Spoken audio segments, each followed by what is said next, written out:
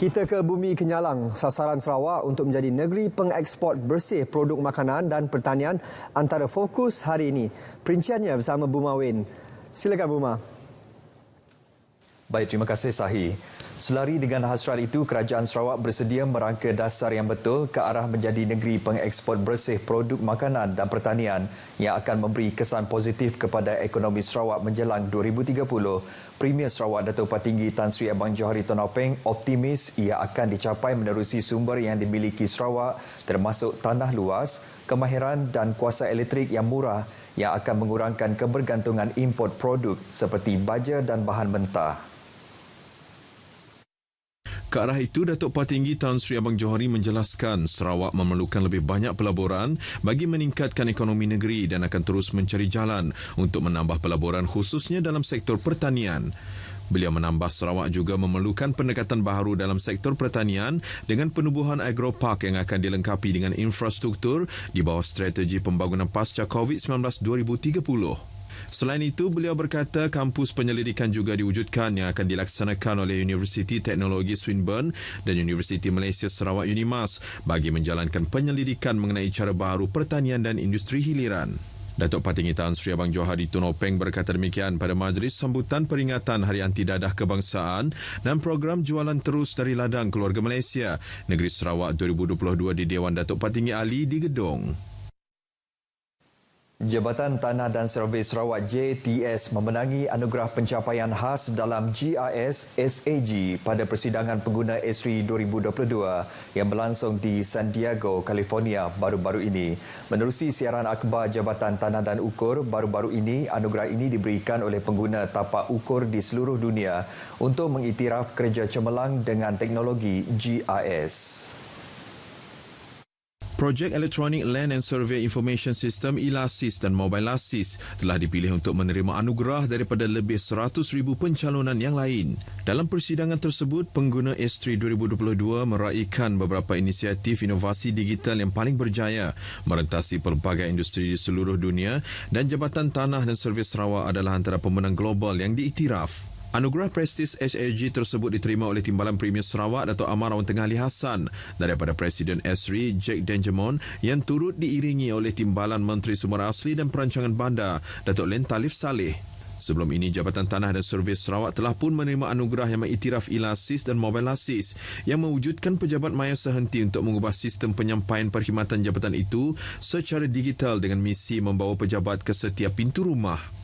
Antara anugerah lain ialah Anugerah Geo Innovation Esri Malaysia 2021, Anugerah Inovasi Perkhidmatan Awam 2020, Anugerah Persatuan Kreativiti dan Inovasi Malaysia 2020 dan Anugerah Kecemerlangan Dunia Geospatial.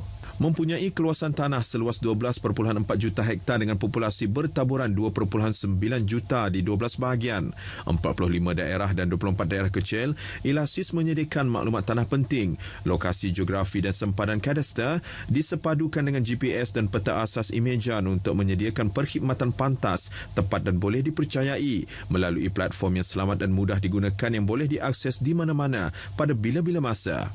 Pengguna berdaftar meningkat 108% daripada 17,668 kepada 36,738. Urus niaga dalam talian menunjukkan peningkatan sebanyak 42% daripada 180,770 kepada 257,421 dan seterusnya kutipan hasil dalam talian meningkat sebanyak 147% daripada 3,161,765 kepada 7,823,934 ringgit pada 2021.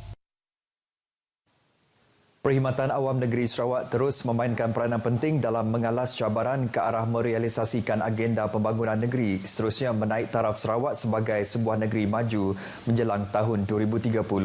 Menurut Menteri Pelancongan, Industri Kreatif dan Seni Persembahan Sarawak, Datuk Seri Abdul Karim Rahman Hamzah, dalam sektor pelancongan, Jabatan Muzium Sarawak JMS berperanan besar dalam memelihara warisan serta budaya selain mendorong penglibatan komuniti setempat. Jelasnya ini adalah selari dengan hasrat kerajaan negeri untuk menjadikan Sarawak sebagai destinasi utama ekopelancongan dan acara perniagaan sekaligus menggalak pelaburan serta pembangunan sektor pelancongan secara berterusan. Beliau percaya dengan kemasukan pelancong luar dan domestik susulan pembukaan sempadan dalam fasa endemik selain pertambahan jumlah penerbangan ke Sarawak, JMS akan mengambil peluang ini untuk menyediakan perkhidmatan berkualiti dalam bidang permuziuman, pemeliharaan khazanah serta mendidik masyarakat baik dari dalam maupun luar Sarawak. Tambahnya, kerajaan negeri menerusi JMS kini bergiat dalam merancang pembangunan lebih banyak muzium di seluruh negeri, bermula dengan perasmian Muzium Limbang pada Ogos tahun ini selain pembangunan Muzium Sri Aman pada tahun depan. Datuk Seri Abdul Karim Rahman Hamzah berucap merasmikan Majlis Penghargaan dan Anugerah Perkhidmatan Cemerlang tahun 2021 Jabatan Muzium Sarawak yang berlangsung di Kuching. Program perkhemahan tahunan The Great Escape TGE 2022 anjuran Universiti Kertin Malaysia bertujuan menggalakkan pelajar dari sekolah menengah dan universiti itu mengambil bahagian dalam aktiviti kokurikulum serta pendidikan di luar kelas. Program itu diadakan bermula pada 15 hingga 17 Julai. Menteri Pengangkutan Sarawak Datuk Seri Lee Kim Shun berkata menerusi program itu, pelajar dapat merasai pengalaman sebenar kehidupan selain berpeluang mempelajari pelbagai ilmu kemahiran seperti kepimpinan, pemikiran kritikal, komunikasi dan kerja berpasukan.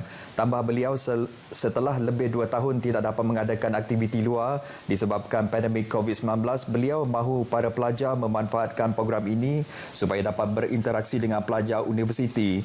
Selain menimba pengalaman hidup di kampus serta berpeluang menikmati kemudahan yang ada di universiti berkenaan. Beliau berkata demikian pada majlis perasmian program itu di Miri. Perkhemahan ini menyasarkan pelajar sekolah menengah dari tingkatan 3 hingga 5 untuk mendapatkan sedikit ruang daripada jadual yang padat dan kesibukan dengan tugasan sambil mengembangkan kemahiran insaniah mereka. Seramai 86 orang peserta dari 7 buah sekolah menengah di Miri menghadiri program 3 hari 2 malam ini. Baik saudara, sekian berita dari Sarawak. Kita kembali bersama Sahi di Angkasa Puri. Silakan Sahi. Terima kasih, Buma.